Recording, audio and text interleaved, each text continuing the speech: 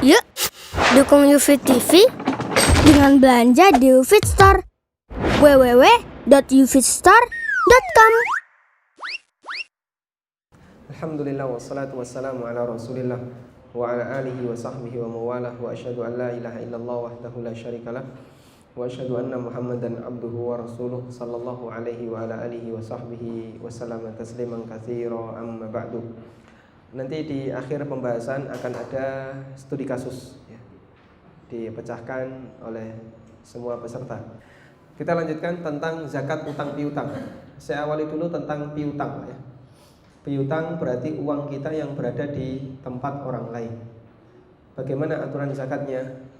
Para ulama memberikan pembagian jadi dua. Pertama piutang lancar, yang kedua piutang tidak lancar, piutang macet. Kalau piutang lancar masuk hitungan zakat dan dia dizakati. Ada dua cara yang bisa dilakukan. Dizakati setiap tahun, dan yang kedua dizakati saat pelunasan selama masa piutang. Dua cara pembayarannya, dizakati setiap tahun atau dizakati sekali ketika menerima selama masa piutang. Contohnya gimana perhitungannya? Misalnya begini, ada orang punya uang berapa? 40 juta ya, 40 juta. Sudah nisab belum? Belum.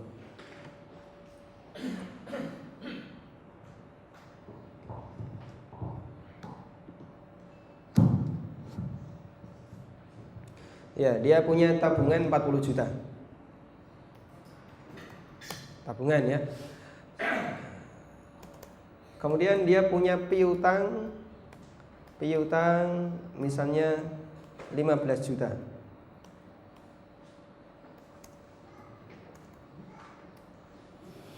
Ya. Wajib zakat enggak? Wajib zakat enggak? Piutang lancar, wajib zakat enggak? Hah? Wajib ya. Karena total hartanya 55 juta. Cara perhitungan zakatnya boleh dengan cara seperti ini.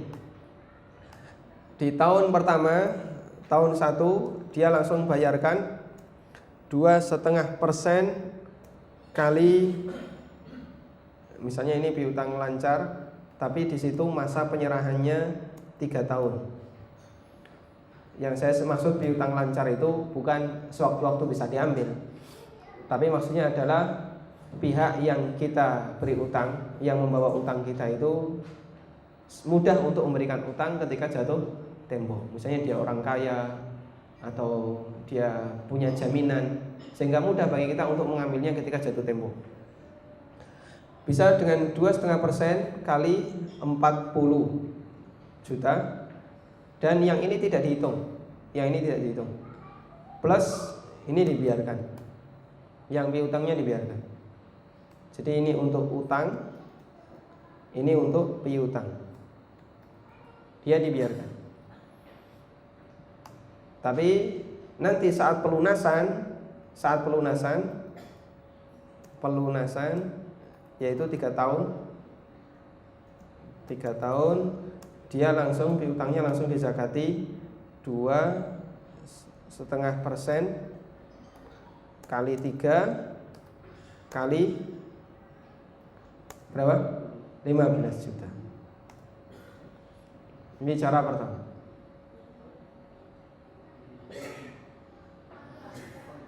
Hah? Kan 3 tahun. Ini 3 tahun. Jadi selama 3 tahun dia dibiarkan saja, nggak pernah dizakati. Begitu dibayarkan, langsung kita zakati 3 kali 2,5% kali nilainya. Dirapel. Berarti ini tahun 1 sekian, tahun 1 sekian, tahun 2 sekian, tahun 3 juga sekian. Ini tahun 2, ini tahun 3. Nah, tahun 3 itu plus ini. Nah, ini tahun 3-nya plus ini.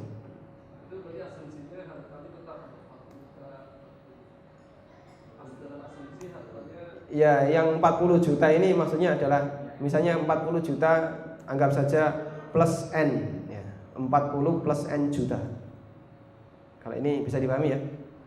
Jadi nanti 40 plus N juta ini dia fluktuatif mengikuti nilai harta yang ada di tangannya. Sudah, pada saat tahun ketiga maka dia dikalikan.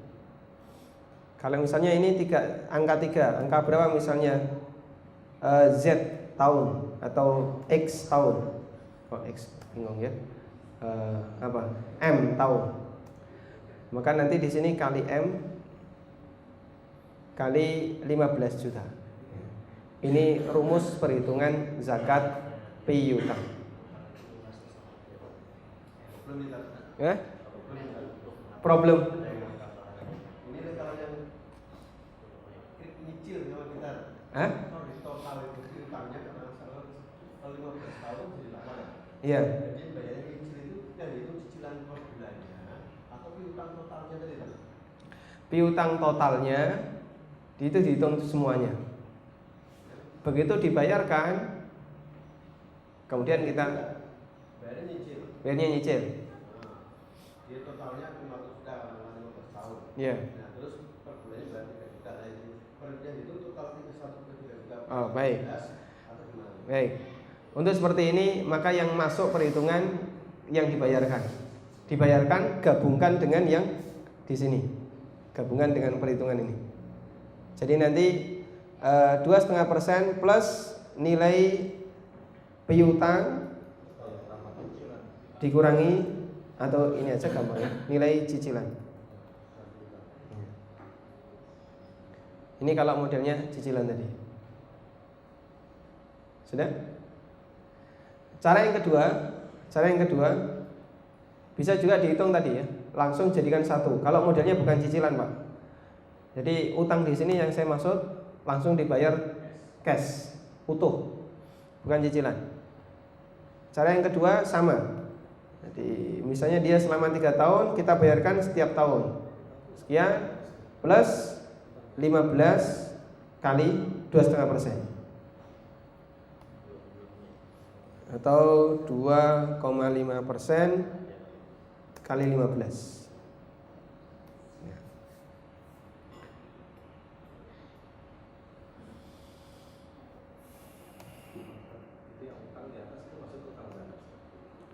Utang di atas, utang di sini, utang ini yang harus dizakati ya, bukan utang, zakat bukan utang. Nah, betul. Terima kasih Pak. Ini yang betul zakat. Zakatnya sekian, piutangnya bagaimana zakatnya? Ini boleh tidak dihitung terus sampai tahun ketiga dibuat seperti ini. Ini dengan catatan tadi ya, saat pelunasan selama 3 tahun dibuat dengan model ini. Jadi ini dengan atasnya ini sama. Kalau ada harta waris sudah diiklankan, terus nggak laku-laku, berarti mau dijual gitu. Itu udah masuk nilai zakat provision. Yang bayar siapa ya? Yang bayar yang punya, Yang pemiliknya. artinya si yang mau dibagi-bagi untuk warisan. Itu belum dibagi ya. Belum dibagi. Berarti ya urunan nanti zakatnya. Urunan. Porsinya berapa yang Anda punya itu zakat Anda. Jadi selama belum laku ya. Misalnya nilai totalnya 1M, saya punya di situ 1/5-nya 20%. Berarti zakat saya adalah 20% dari total zakat. Cukup? Saya kira mudah dipahami ya. Kemudian berikutnya piutang macet ini dizakati setelah dikembalikan jika besarnya 1 nisab. Cuman di situ ada beda pendapat. Pertama dizakati saat pelunasan selama masa piutang. Ini pendapat Syafi'iyah. Perhitungannya sama dengan piutang lancar. Yang kedua dizakati sekali saat pelunasan. Ini pendapat Malikiyah. Ada uang kita di tangan orang lain, ditogah tagih setiap hari mau nanti ya, besok. Akhirnya kita biarkan. Wes nek balik alhamdulillah, nek ora balik ya tagihnya akhirat. Ini nanti zakatnya sekali saat pelunasan.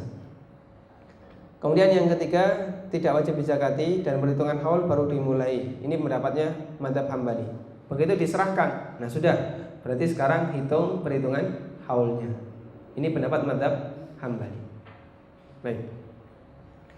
Saya kira bisa dipahami ya. Yang pakai pendapat yang mana? Yang kita pakai adalah pendapat Malikiyah.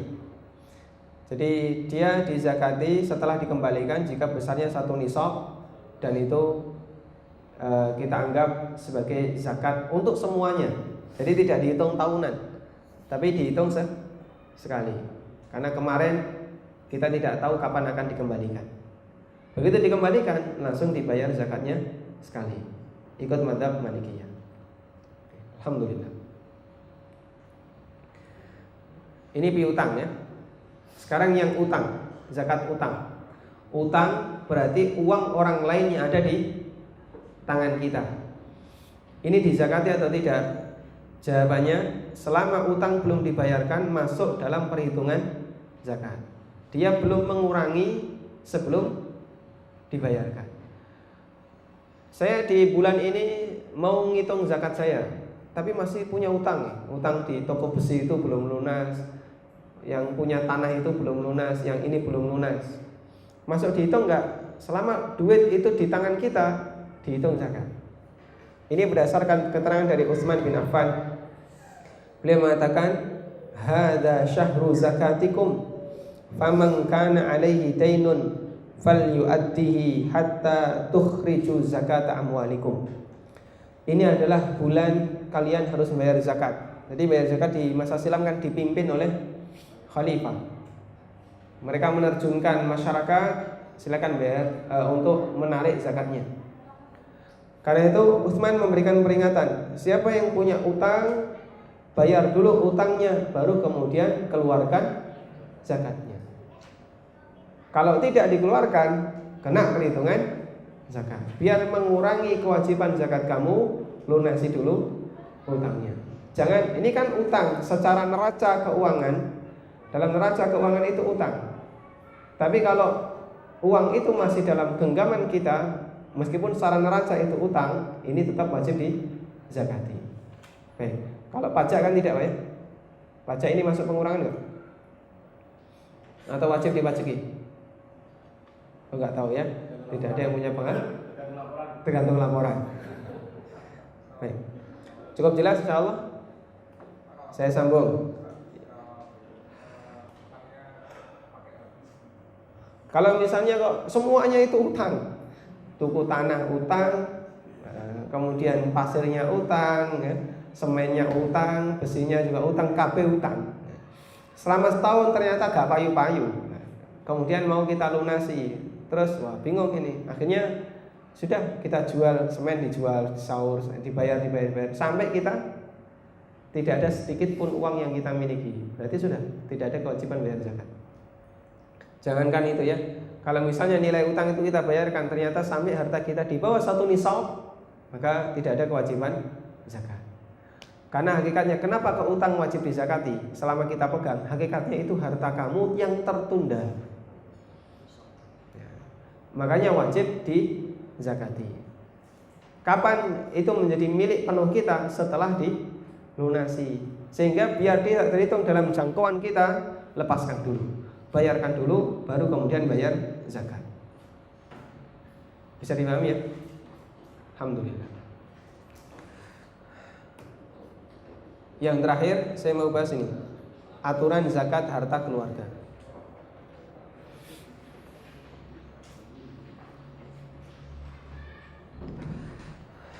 Ada orang yang sekarang menjadi masalah adalah ketika harta suami istri bercampur. Suaminya bekerja, istrinya bekerja. Padahal dalam Islam yang bekerja itu siapa? Suami. Bekerja dalam arti menanggung nafkah. Sah-sah saja istri bekerja. Sebelumnya ini, Jadi syarat wajib zakat mal ada 4. Yang ini sudah tadi kita sampaikan. Pertama, yang disimpan berupa emas, perak, uang atau perdagangan. Yang kedua, harta tersebut milkut tam, milik pribadi, dan dia sempurna, tidak harta sengketa, bukan harta gabungan. Yang ketiga, jumlahnya sudah mencapai nisab. Kemudian ada syarat haul. Ini tadi sudah kita singgung. Saya kasih warna merah untuk menjadi perhatian. Disinilah yang menjadi kajian terkait harta gabungan antara suami istri. Apakah wajib dizakati atau tidak? Kalau kita perhatikan di sini, salah satu bagian dari syarat zakat adalah harta tersebut adalah milik pribadi, milkun nafs. Dan yang kedua, dimiliki secara sempurna, milkut tam. Kalau masih ada unsur sengketa milik orang lain, maka dia belum dihitung sampai selesai sengketanya. Dan dalam Islam kita diajarkan oleh Allah. Ini prinsip, Pak. Makanya gonogini itu aslinya nggak ada. Makanya prinsipnya ini, harta istri bukan harta suami, harta suami bukan harta istri. Tolong ini dijamkan. Meskipun suami berkewajiban memberikan sebagian hartanya untuk istri sebagai nafkah, di batas itulah istri boleh menikmati harta suami. Sisanya masih menjadi haknya siapa? Sisanya masih menjadi haknya istri. Karena harta istri bukan harta suami, dan harta suami juga sebaliknya bukan harta istri. Ini prinsip. Karena itu ada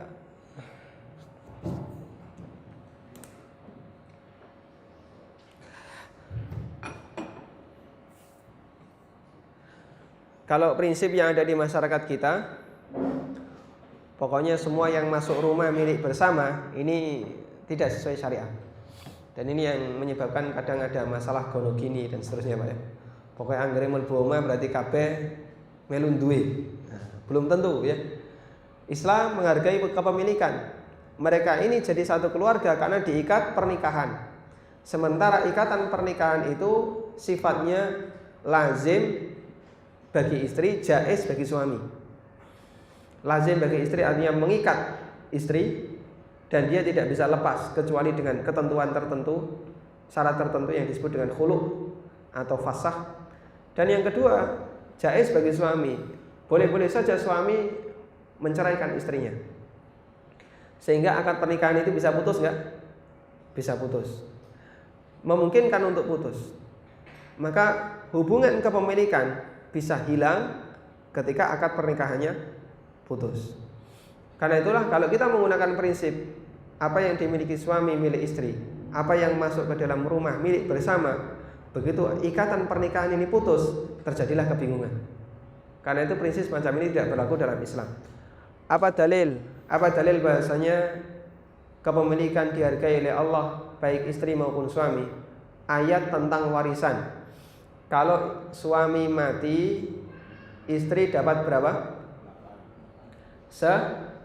Ada 2 bagian. Pertama berapa? Seperempat ya, kokean Pak.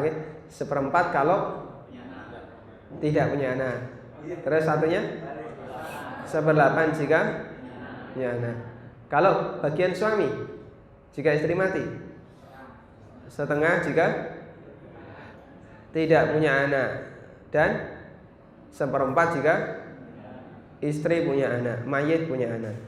Baik, kalau yang ditinggalkan perabotan, ya perabotannya bagi loro ya. Ini menunjukkan bahasanya milik suami, milik istri dibedakan oleh Allah.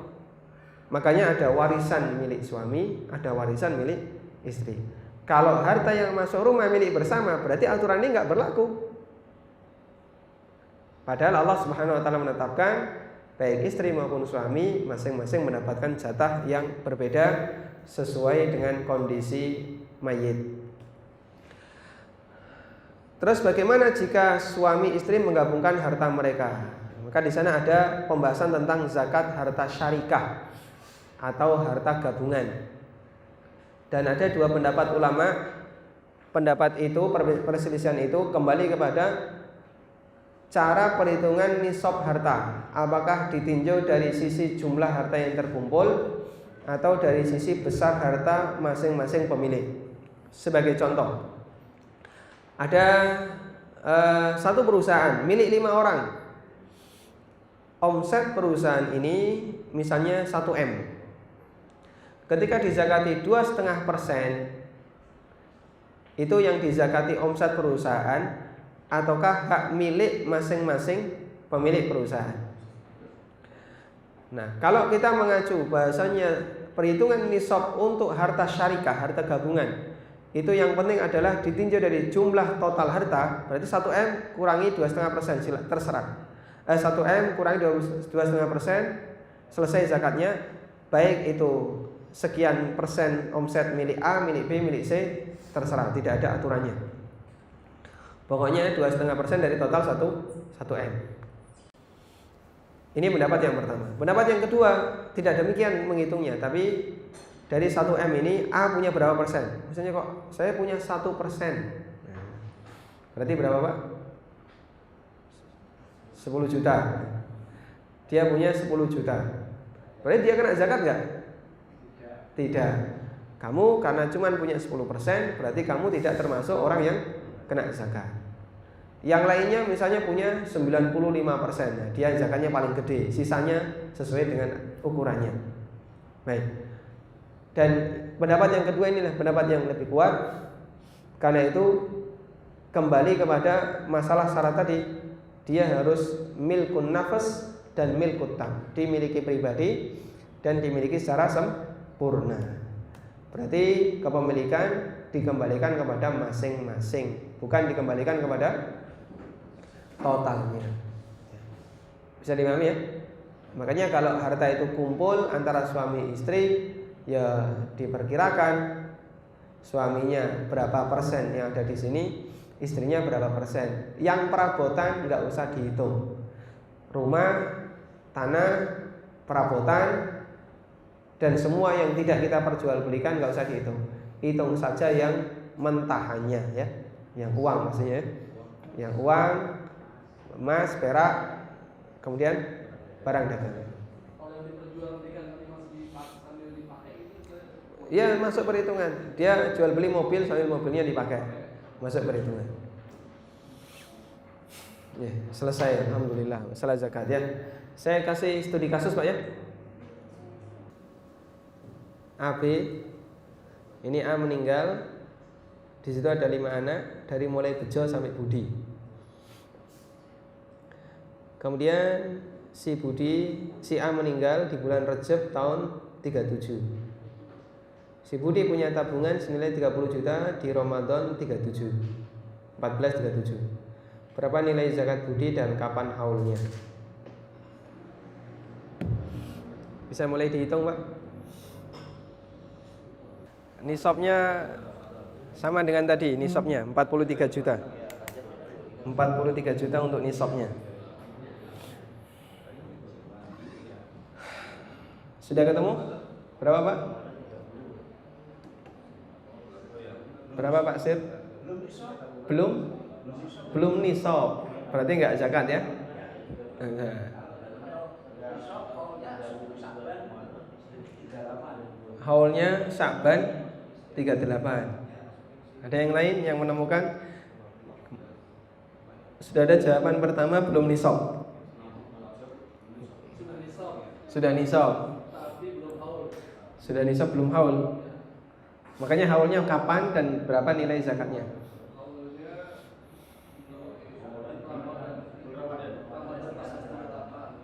Ramadan di 1438. Hitungnya dari Sya'ban. Kenapa dari Sya'ban, Pak? Nisabnya di 37. Haulnya 38. Bulannya Ramadan. Berapa nilai nisabnya? Berapa nilai harta di atas satu nisab? 51,75. Berarti warisannya Budi berapa? 21,75. Hah? 875 juta ya. Baik. 30 ditambahkan ini ya. Pada saat dia punya 30 juta, dia belum nisab. Kemudian dia ketambahan warisan.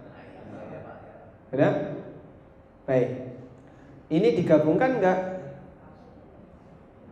Digabungkan enggak?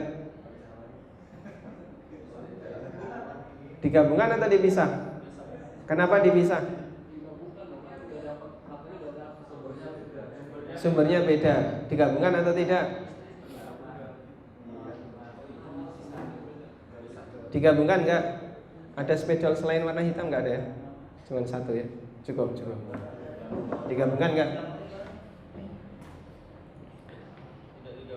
Tidak digabungkan. Kenapa tidak digabungkan? Sumbernya beda. Berarti kalau gitu dua-duanya nggak dizakatin. Dua-duanya kurang dari satu nisab. Begitu? Hah? Kapan harta waris itu dizakati? Yang jelas mengikuti aturan zakat seperti umumnya, nisab dan haul.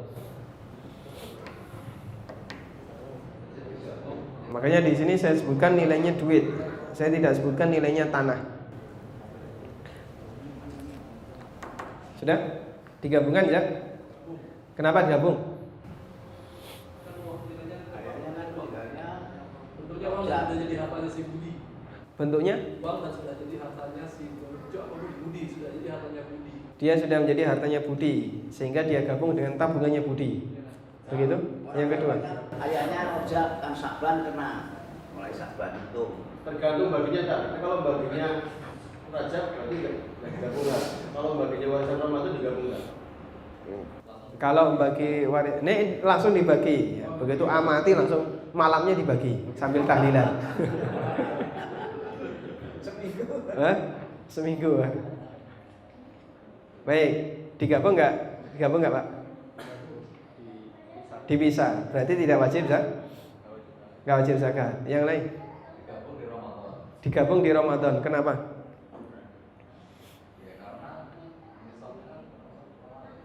Dia termasuk mal mustafad tidak? Hah? Harta tambahan. Tadi mal mustafad ini kan tabungan. Ini dari sumber lain, tidak? Masuk hitungan nggak ini yang sumber lain ini? Hah? Kalau harta awalnya sudah masuk nisab kan yang masuk itu nanti karena belum digabung sebagai nisab. Betul sekali. Jadi masalah penggabungan mal mustafad yang yang tadi kita sebutkan. Kalau dia sudah berjalan, sudah satu nisab ini ya. Kemudian dia berjalan, kok kita punya harta yang lain yang gabung di sini, ini nggak dihitung. Anda buat kurva dengan spidol yang warnanya beda. Nah, misalnya dia, saya punya yang kedua, tapi datangnya di sini. Ini bulan, misalnya ini masuk Ramadan, yang di sini Muharram dengan tahun yang beda. Maka untuk harta yang kedua, begitu dapat langsung satu nisab, di atas satu nisab, ini langsung perhitungannya sendiri-sendiri. Jadi ini jalan sendiri. Nanti 2,5%-nya di sini sendiri, di sini sendiri. Jadi yang tidak digabung itu kalau ini sudah jalan. Tapi kalau ini belum jalan, masih di sini Pak ya. Terus kita dapat harta tambahannya sama dengan seperti ini, sehingga dia digabung jadi satu. Makanya yang benar digabung. Karena 30 juta belum sampai nisab. Dia baru dapat satu nisab ketika ketambahan warisan. Baik. Bisa dipahami ya? Bisa.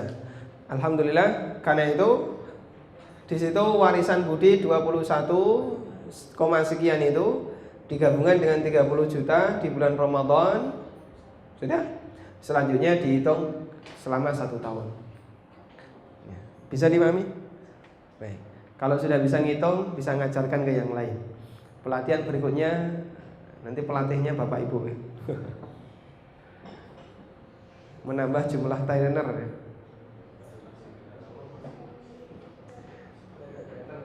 Hah? Ada yang disampaikan? Selesai untuk masalah utang piutang. Atau selesai masalah zakat ya. Ada satu lagi tentang masalah utang piutang. Baik, kita bahas secara ringkas. Masih ngitung, Pak? Hah? Masih ngitung? 1,2968,25. Masya Allah.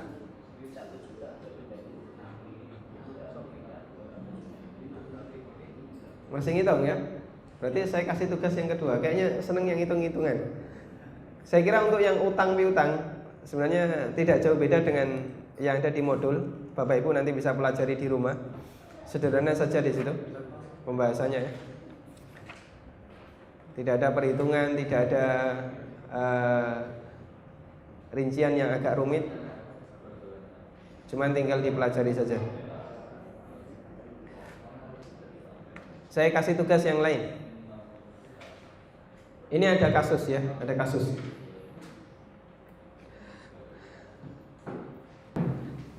Atau saya pakai papan saja. Dari 5 anaknya A dan B ini semuanya sudah berkeluarga ya. Misalnya Bejo punya anak. Coba kita perhatikan lagi. Ada kasus ya. A dan B tadi dia punya 5 anak. Dari mulai Bejo sampai Budi, masing-masing ada anaknya. Sudah?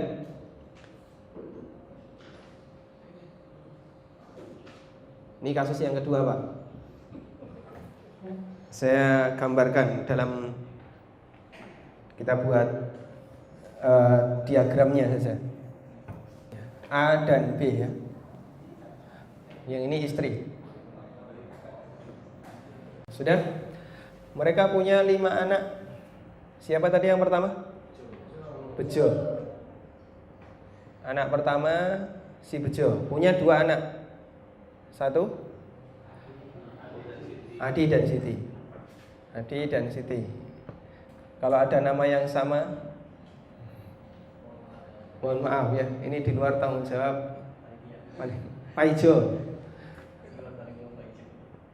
Paijo di situ punya 2 anak, Rudi dan Ita. Kemudian yang ketiga Siti punya 2 anak perempuan, Aisyah, Fatimah. Hah? Oh, Wati. Ini Wati. Kemudian Rusti. Rusti, Utsman dan Umar. Satu lagi siapa itu? Budi. Tidak ada anak. Sudah? Misalnya A, beliau meninggal dunia di tahun 2013. Wati sudah mendahului bapaknya di tahun 2010. Kemudian mana lagi? Si Bejo meninggal di tahun 2012. Sudah?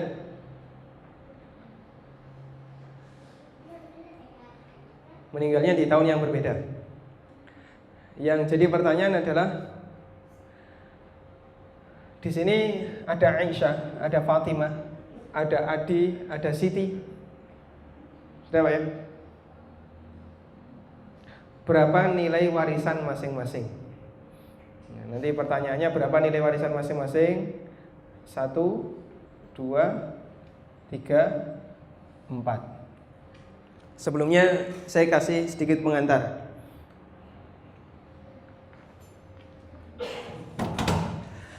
Kalau berdasarkan tabel faraid yang kita miliki, ketika si A ini mati, maka ahli warisnya si A siapa saja? Ahli warisnya si A siapa saja? 1, Paijo. 2, Rusti. 3, Budi sama istri. Ada ya? 4 orang. Ada? Bejo dapat nggak? Kenapa? Sudah mati ya, di kuburan. Siwati? Enggak. Sekarang yang jadi pertanyaan, anaknya yang mereka meninggal, Adi, Siti, Aisyah, dan Fatimah, dapat nggak? Kenapa nggak dapat? Hah? Namanya apa? Mahjub. Dia mahjub dengan siapa? Mahjub dengan siapa? Dia mahjub dengan Paijo dan Budi, dengan anak laki-laki. Keberadaan anak laki-laki, maka cucu tidak dapat. Andai kan di situ tidak ada Paijo, tidak ada Budi, ini dapat. Tapi berhubung di situ ada Paijo dan Budi, ini tidak dapat. Ini perhitungan secara tabel mufara'id. Baik. Namun praktek ini tidak digunakan dalam mahkamah Islam yang dipraktikkan di Yordan atau di Mesir. Tapi mereka tetap menetapkan bahwasanya Adi, Siti, Aisyah, dan Fatimah berhak untuk mendapatkan warisan. Waris pengganti. Waris pengganti. Kalau di sana dia tidak mengikuti hukum warisan, tapi mengikuti hukum wasiat wajib. Mengikuti hukum wasiat wajib.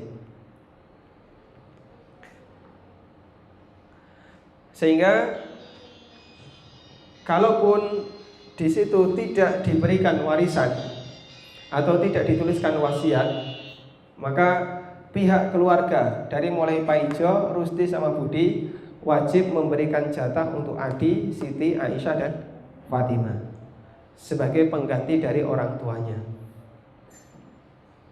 Sudah? Sekarang yang jadi pertanyaan adalah berapa nilai yang diterima oleh Adi sampai Fatimah. Perhitungan wasiat wajib itu begini. Pertama, dia menggunakan standar maksimal 1/3 dari harta mayit. Mayitnya siapa? Mayitnya A, dari harta A.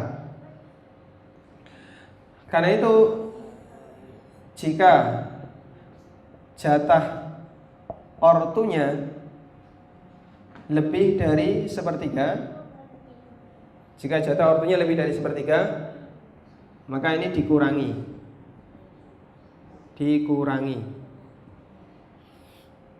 Tapi jika jatah ortunya kurang dari 1/3, diserahkan. Ya, diberikan kepada anaknya. Maksimal jatah ortu mereka yang sudah meninggal, jatah bejo, jatahwati tidak boleh melebihi 1/3. Karena tidak boleh ada wasiat yang lebih dari 1/3 kecuali atas seizin ahli waris yang lain. Sudah? Dengan menggunakan acuan ini, berapa nilai warisan Adi sampai Fatimah? Mulai dihitung.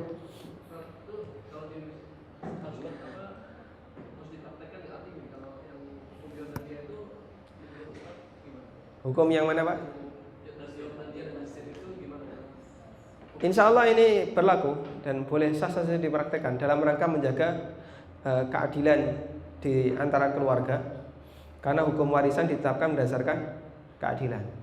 Kalau itu mengikuti hukum waris yang ada, semuanya terhalang. Jadi Adi nggak dapat harta sampai Fatimah nggak dapat harta. Padahal bisa jadi si A ini meninggalkan harta dalam jumlah besar. Nanti yang bisa menikmati adalah sepupunya yang lain, sementara dia tidak bisa menikmati. Padahal podo putune si A. Cuman kenapa yang ini nggak dapat, yang itu dapat? Nanti yang dipertimbangkan. Karena itu wasiat wajib tetap berlaku dan di Indonesia menggunakan itu. Baik, sekarang coba kita hitung berapa nilai warisan Adi sampai Siti. Acuan ini saya hapus ya.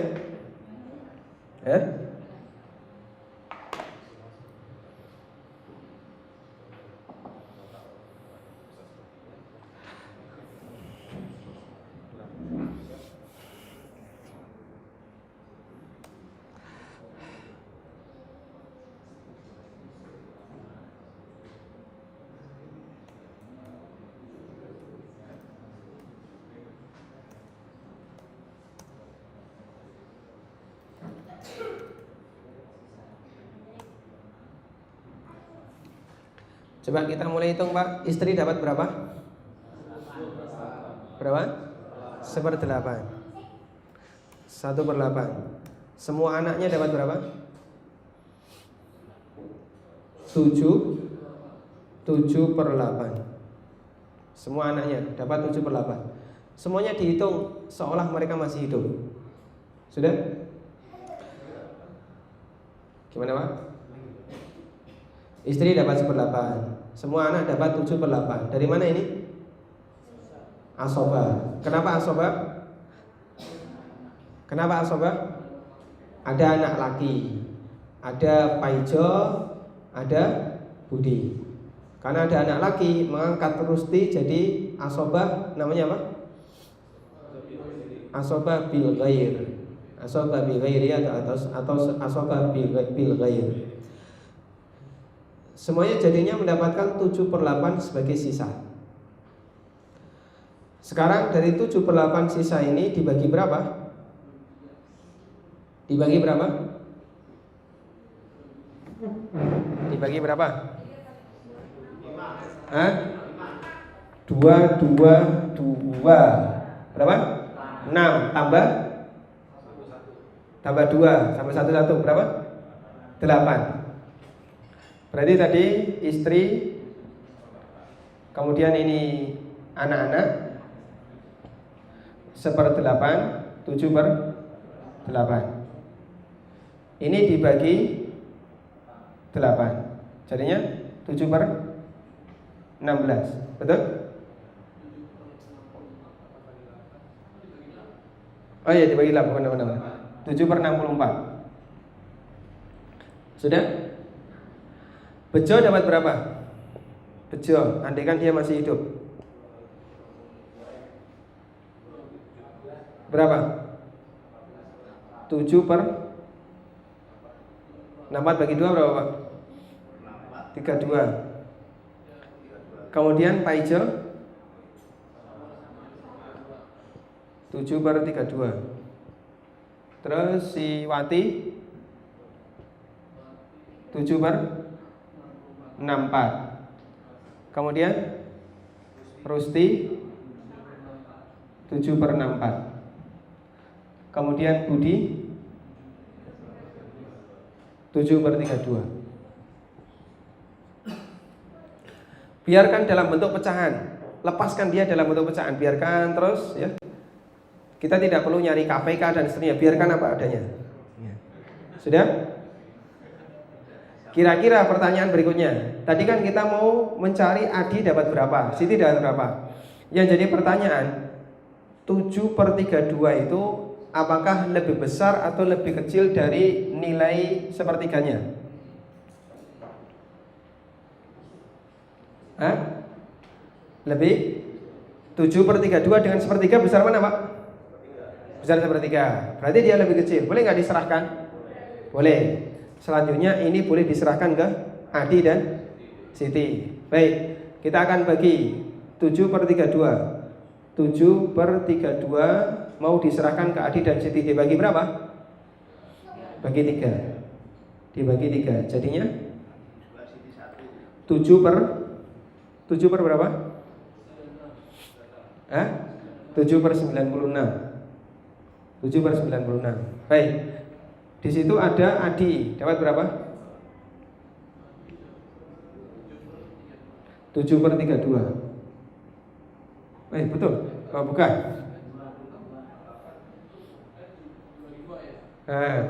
48. 7/48. Siti 7 per berapa? 96. Sudah? Kemudian si Aisyah dapat berapa? Aisyah berarti dari mana Aisyah? Dari Wati. Dari Wati. Baik, dibagi berapa? Dibagi berapa? Dibagi 2. Sudah, ini langsung saja karena sudah dibagi 2. Si Aish dapat 7/128. Kemudian Fatimah 7/128. Sudah? Ketemukan angka ini dulu. Nah, ini yang kita cari ya. Berikutnya Bapak Ibu tinggal cari angka KPK-nya. Ada berapa bilangan pecahan di situ? Atau penyebutnya ada berapa saja? 32. Terus 64. 64 sama ya? 64 dan 32 sebenarnya sama. Kita tulis saja 64. Terus 96. Terus 128. Apa lagi? 48. 48 di sini ya. Sudah? Bisa nggak dibagi itu? Ya, KPK-nya berapa Pak? Ini 3 angka, sebenarnya ini satu faktor. Nah, 3 angka ini satu faktor. 48 dengan 96, 48 dengan 96 juga satu faktor. Nah, sekarang coba carikan 2 kesamaan untuk 2 faktor tadi.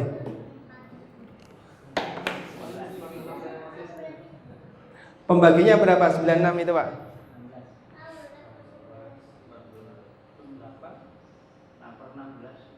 6/16.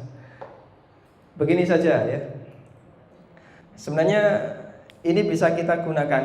Kita kan sebenarnya mau mencari berapa nilai harta total si A ya. Misalnya si A meninggalkan harta 1M.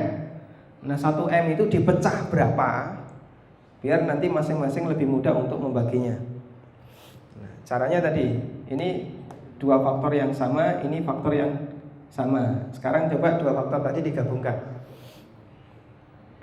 48 dengan 32 satu faktor nggak Pak? Coba sekarang semuanya dibagi 2 Pak. Semuanya dibagi 2 biar gampang.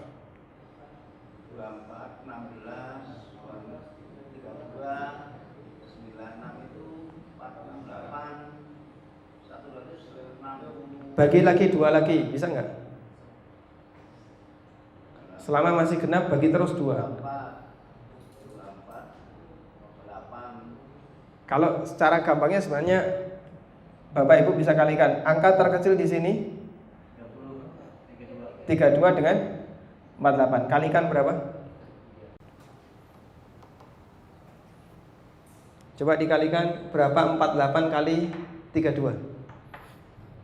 Pasti itu adalah faktornya.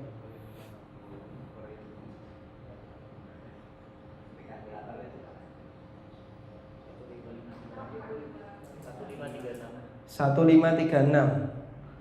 Bisa nggak dibagi berapa misalnya? Dibagi yang agak genap Pak. Dibagi 36 bisa nggak? Nggak bisa. Berarti dibagi berapa? 384. Ketemu yang paling kecil ya? 384. Betul? 384. 15 berapa tadi Pak? 1536 bagi ini Pak, berapa Pak?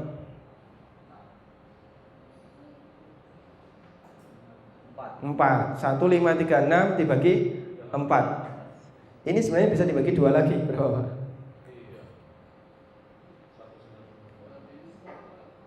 Hah? 384 paling kecil. Baik. Setelah ketemu angka ini 384, 1M Anda bagi 384. 1M dibagi 384. Nah, nanti tinggal Anda masukkan ke sini. Ini nilainya berapa? Akan ketemu total nilainya. Kalau misalnya kita baru tahu hukum-hukum ini saat ini gitu, terus masa lalu kita nggak tahu, itu hitung hutang nggak yang Kemarin Ustaz Nurholis telah menyampaikan kalau ada kesalahan dalam pembagian waris, maka nanti perlu diadakan penyesuaian. Jika hartanya sudah habis ya tinggal disusui Pak, dikembalikan. Kamu kemarin makan harta saya sekian, ini saya kembalikan.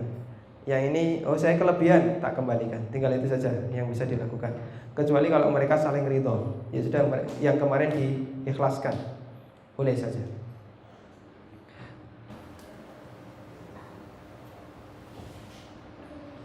Baik, satu lagi yang zakat perdagangan. Kita Zakat. tahu ternyata barang yang belum laku, Pak. Belum laku gitu ya. Barang yang belum laku diperdagangkan, kita baru tahu kalau itu ada zakatnya. Baru tahu sekarang. Nah, itu di masa lalu terhitung sebagai utang apa enggak? Terhitung sebagai utang.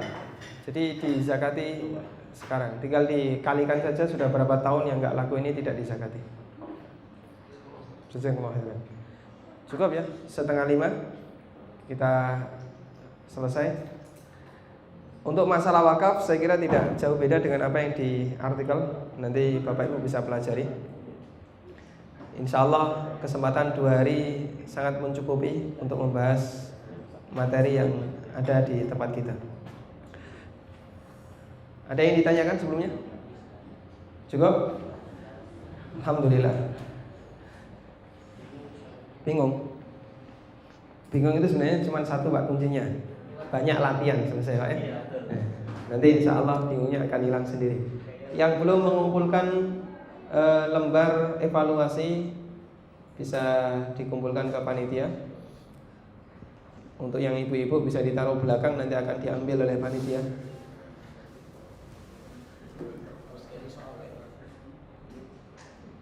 Dikasih PR? Hah? Kasih PR? Mau? Kapan ngumpulnya Pak? Nah,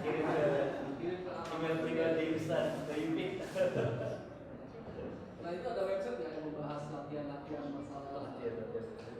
Kalau website, jadi di konsultasi syariah ada pembahasan tentang warisan tapi sifatnya kasuistik Pak. Yaitu bisa dipakai untuk latihan. Ini ada soal kayak gini, coba kita berlatih nulis, dicocokkan. Tapi jangan lihat jawabannya ya. Baca saja soalnya, pertanyaan pembacanya itu Anda kerjakan, kemudian nanti baru lihat jawabannya.